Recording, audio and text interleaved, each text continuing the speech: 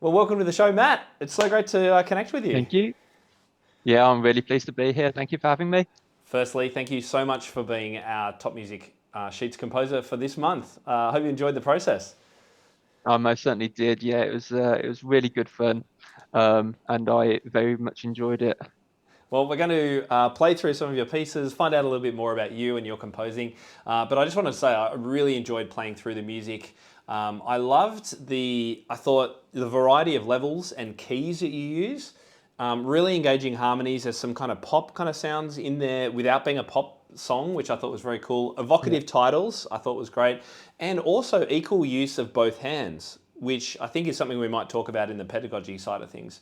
And I have to say that I replayed through the collection today, and I reckon teachers are going to love this collection just as much as the students in some ways, because the Oh, I second hope so. half, the intermediate pieces are just really fun to play. So anyway, really, really excited to connect with you, find out a little bit more about your work. So, by the way, I think you're a novelist. Is that right? What genre do you write?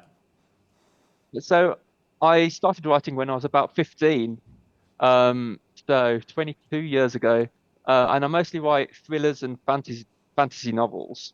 And I run the small indie publisher Walker Productions, which publishes my novels and some sheet music on Amazon.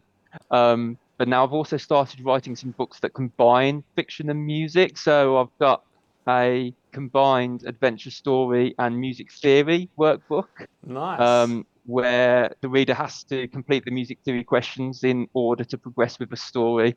And then I've also got a book called The Summoner, which a couple of the pieces in the collection are from, which is where the child must learn the music pieces and they act as like summoning spells Oh, to cool. summon favorite children's characters and again carry on with the story.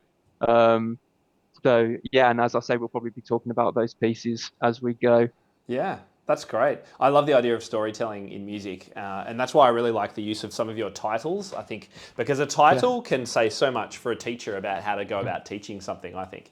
So I'm going to play a bit of Waggle Dance, which is the first piece in the collection, which I just think is super fun. This is initial, really early beginner kind of thing. When we've got two hands together, 3/4 time, and it goes a bit like this.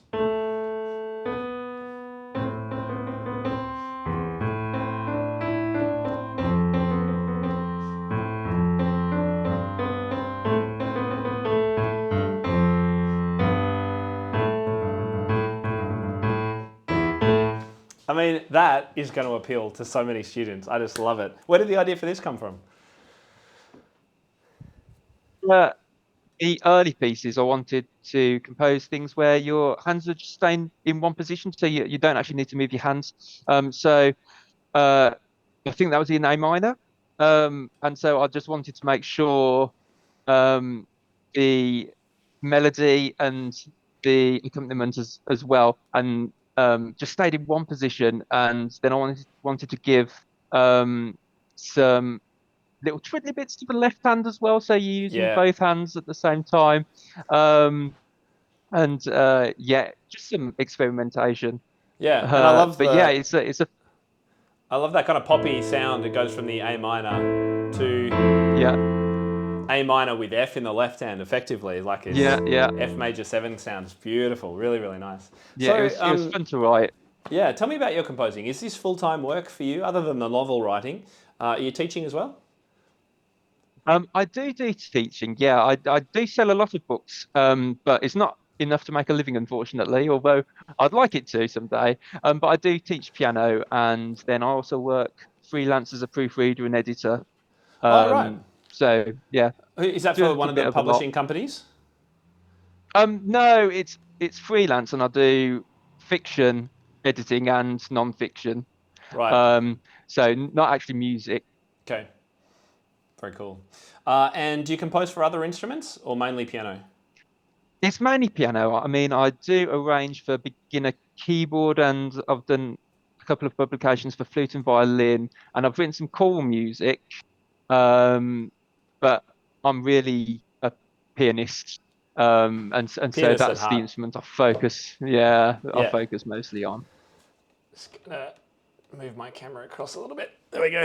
All right, I might play the second piece, which is Tinkerbell. I'll play a little bit of this. Optional swing. And we're back in 4/4 this time. Uh,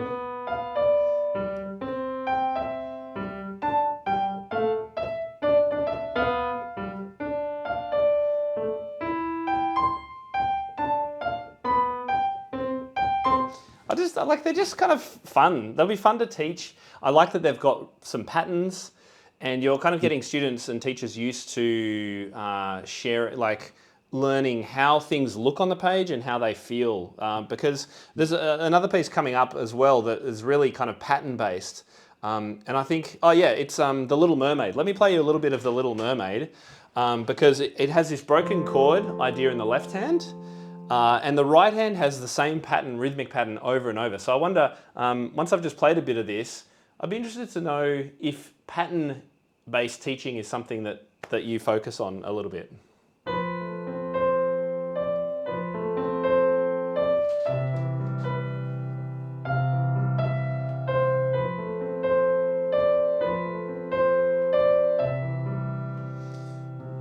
Because we want students to see that rhythm and just be able to play it, right? Yeah. So I mean that's built I think mainly major seven chords. And again it's keeping both hands in the same position, not moving them. Um so and then it's building a simple chordal pattern in the left hand, but having the extra seven element on top, which I think the right hand picks out. Mm. Um, but I mean, chords are just so important to composing and to improvising. So that's almost why learning keyboard can be really useful as well because you're doing the chords in the left hand and learning to pick out chords and learning to build chords is super important. But yeah, that has a that kind of easy listening piano lounge music Yeah. feel to it, but isn't particularly difficult. So again, hopefully the younger students would have fun learning that one. Yeah, I think they would. And I think teachers teaching it too because it's actually quite simple, but sounds really, really beautiful. So you've mentioned Thank you. chords a few times. Were your childhood lessons quite modern in that regard? Were you looking at chords and pop and improvising, or were you fairly traditionally trained? Traditional trend. I mean, I did do keyboard to start with, and then I was about 7 years old when I first started.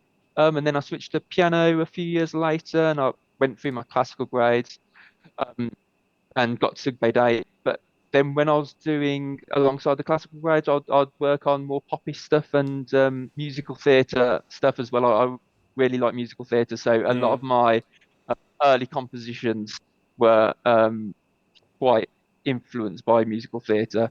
And then I went to university and studied architecture for Oh, some reason. did you? Don't know why. Yeah, didn't like it. Wasn't good at it. So I Did you finish decided it? to when I left. I did my 3 year degree and Yeah. then thought I wanted to be a teacher and then ended up in schools, which is how I ended up teaching and accompanying in schools.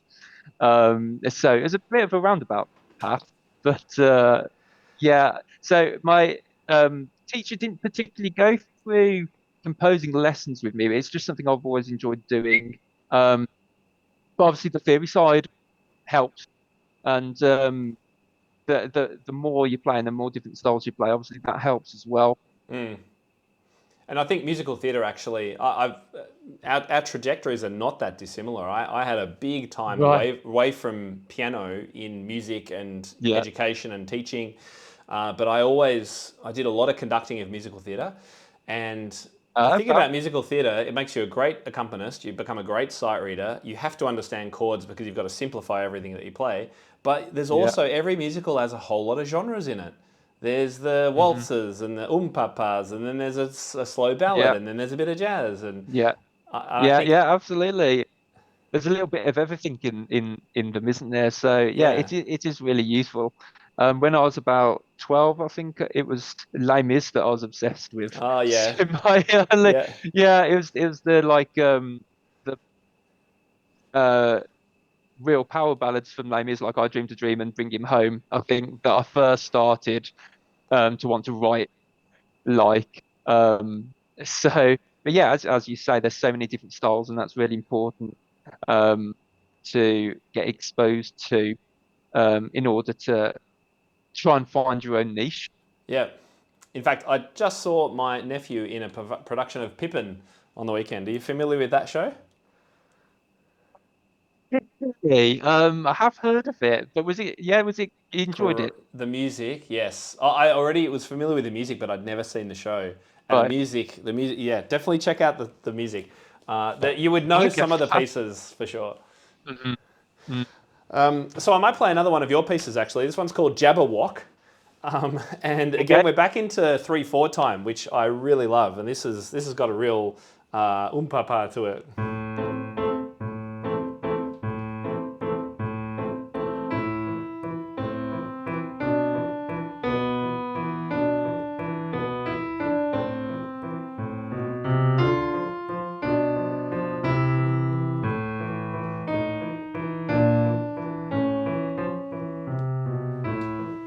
And I like that. You have that little bit of chromatic. It's like, oh, there's a little chromatic edge in Mm. the middle as it turns around.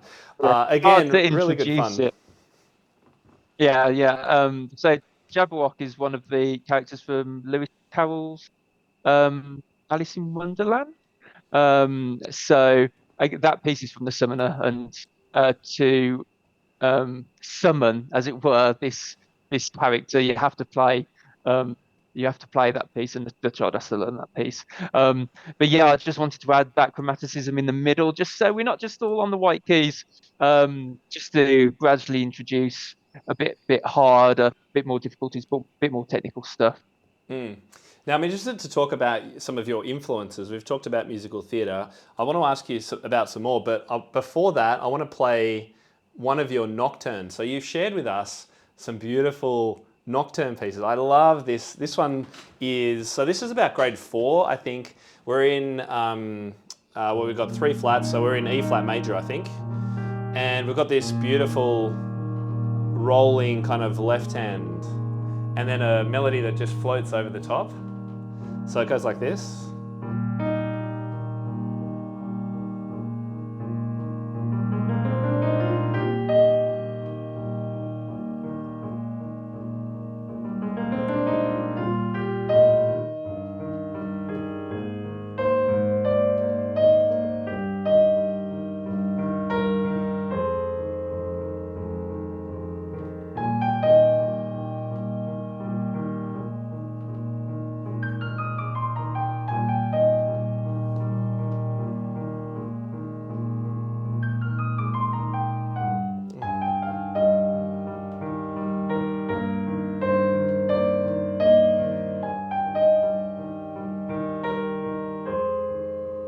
And I kind of just want to keep playing it because it's super fun. I'm almost glad that the sound maybe on your end isn't so good because I made a few mistakes. So bear with me, everybody.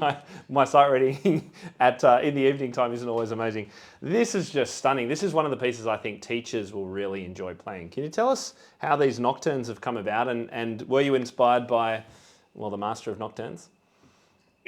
Okay, and of course. Not in the same league, but it's basically started with left hand chord, um, and then put the melody over the top. So it was the umpire, da, da, da, da, with the left, and then it was building the left hand, and then putting the right hand over the top. And most of it came almost through like an improvisation type of thing. Mm. Um, I think it's diatonic, so I don't think there's any um, accidentals, particularly any modulation. So we're just basically quite firmly in the key of E flat.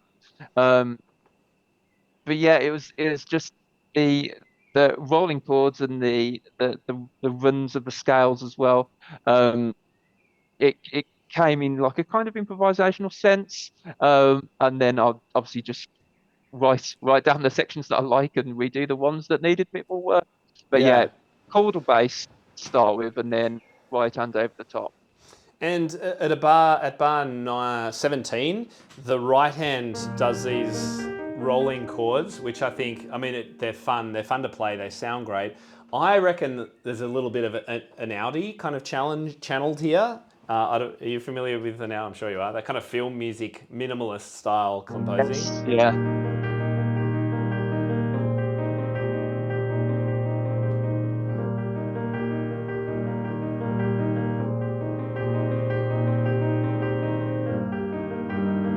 And I love that. That's your first inversion E flat chord. I really love, I've done YouTube videos about first inversion movement. It just sings for me. I love it. Right. And it's very simple. It's just broken chords, isn't it? But there's a very famous piece from the movie Amelie by Jan Tiersen, I think his name is. Yes. It's the French piece, Huntington Yes. Autre et l'après-midi or something like that. But yeah, that's a beautiful piece, which you can Yes. certainly hear the influences. That's who I was thinking of, not an Audi. You're absolutely right. Mm. Jan Tiersen, yes. I know lots of teachers listening and watching will have taught that piece lots of times. It's such a student favourite. It's a fan favorite, isn't it? Yeah. Yeah, it really is. So we've talked about, maybe a little bit of Chopin. You've obviously got some classical inspiration. You've got the musical theatre. Any particular other composers or current pedagogical composers that interest you? Mentioned Rinaldi, and obviously his pieces are quite minimalist in style, like mine are. Um, but my actual favorite composer is Scott Joplin, which might be a bit of a Ah, strange one because I don't, yeah, oh I wait, love it. no, what is it? Oh, what key is it in? A flat. Is it the May? Yeah, is it the Maple Leaf you're Oh, I can't remember. going for? I love Yeah, Scott I mean, I Joplin. don't. It's the most fun to play. The lovely thing about ragtime is it sounds good if you play it slow or if you play it fast as well. So that's when you're learning it or when you're sight reading it. Um, but yeah, I mean, my main influences you've mentioned Einaudi and like Jan and I'm definitely in the camp of if it sounds good, it is good. And I mean, Einaudi does get criticized quite a lot for maybe not being particularly sophisticated, but it's just beautiful Mm, um, to play and hear, and that's the main thing. And then on the totally other end of the spectrum, I did a couple of years ago arranged a book of Bach's pieces for easy piano, and he was such a genius. Like just yeah. listening to his pieces as preparation. I mean, yeah, probably my favorite composer. Yep. I'm sure you got lots of nodding heads listening. I mean, Yeah. it's kind of awe-inspiring, and I will never tire of. I've always played. I learned organ when I was much younger. I struggle through that and quite happily just kind of muck through it. And the chords, it's just his music is quite amazing. And then you've got all the preludes and fugues, which I struggle at the best of Yeah. times to be able to Have play. have you ever played the Organ Sonata number 4? I have Because not. that sounds beautiful on piano. Yeah, have a Oh, look does at that it? because it's absolutely. It Oh, sounds quite I'm gonna write modern it as down. well. Yeah, Organ Sonata number 4. Cool. There's a really great YouTube video. I All can't right. remember who played it, Of someone playing but it yeah, on piano. have a look at that one. Yeah, yeah, Ah, yeah. fantastic. But it sounds quite modern when it's on the piano. It's lovely. Yep. All right, I might play another one of your pieces. This one's called Dream in C minor. Again, we're sort of grade 5, where these are more challenging pieces. This one with pedal, and there was something about this I really loved as well. We've got these great chords, which have this kind of pop sound to them. But anyway, so this is how the start goes. Sorry.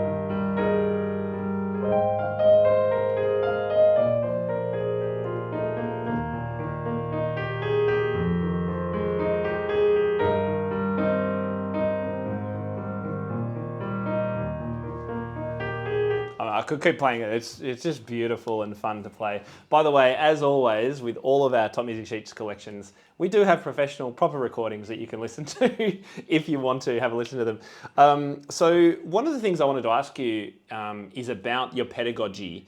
You're a teacher, and as I said in some of these pieces, you know, your use of the left hand, you know, you've really balanced things. You've got multiple keys, you've got different time signatures. Would you consider yourself a pedagogical composer? I mean, yes and no. It all depends on the publication I'm writing for. So, Light and Shade, which a lot of these harder pieces are from, is a collection of pieces I just wrote without thinking about pedagogy. Um, I just wrote them because they that's it just sounded good to my ear. However, I do mainly write for beginners, and in these books, I am thinking about teaching points. For instance, my best-selling book is Lesson One to Grade One, and that's a method book which includes sight reading and improvisation and theory and scales, etc. And so that does start from the easiest three finger pieces and goes all the way through to Grade One with all the points in between. So it really depends uh, on the publication. And so, and that method book sort of takes you post. Is it like a complete beginner from the start, or it takes over from a year's worth of notes right from the beginning? No, that yeah, Yeah. literally, Mary had a little lamb. Bada Right. bada ba ba ba. 3, 2, 1, 2, 3. Yeah, right from the very beginning, and then right up to yeah, Grade One standard. There you go. Um, 120 plus pieces, I think, is in there, all exercises. Yeah. Wow. So that was my probably took the longest to complete that because it was a lot of work that went into it, as you can imagine.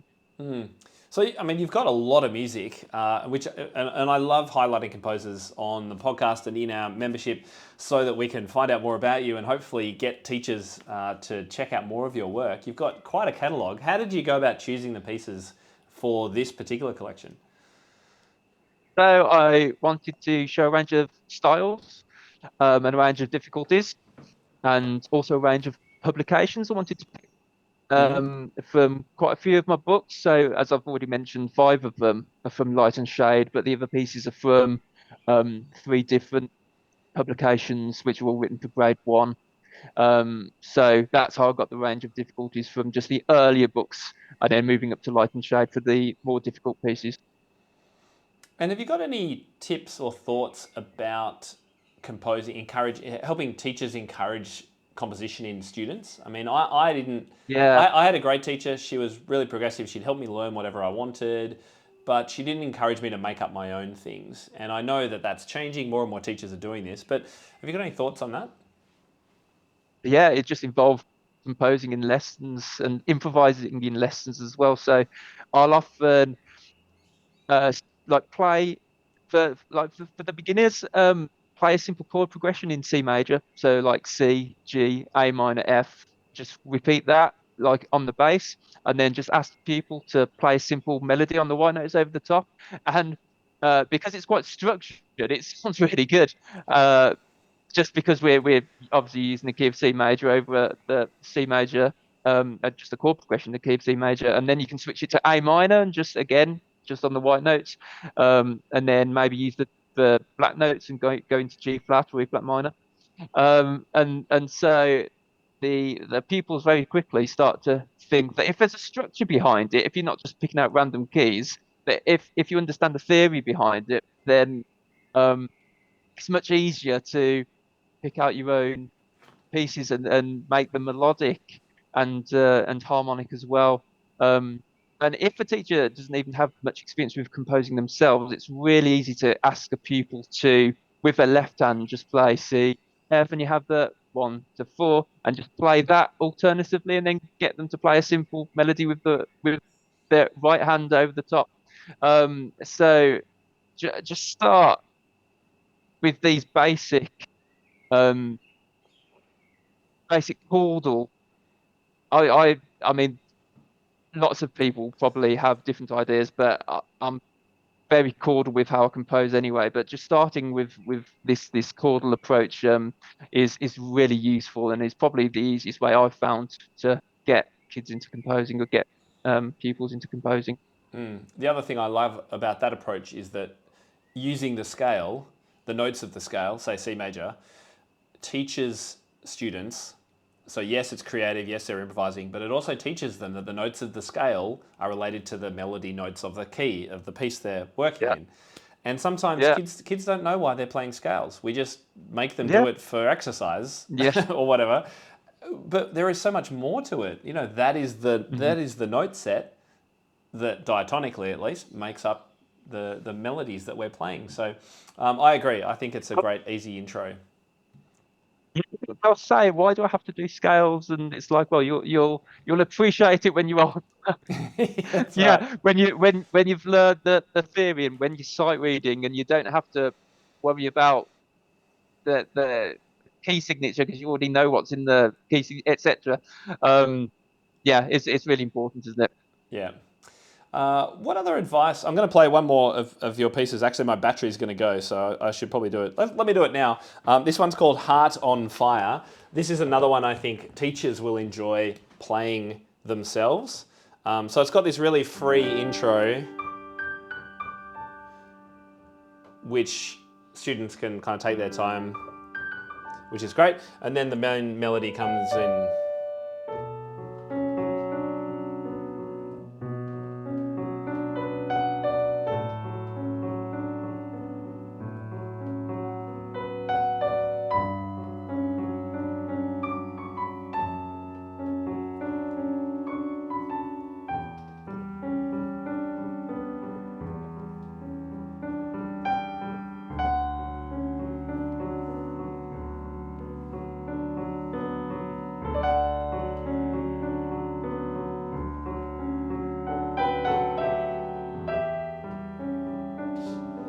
Again, I would love to keep playing, but you get that sense. I think there's almost a little bit of ballad pour Adeline in that one for me.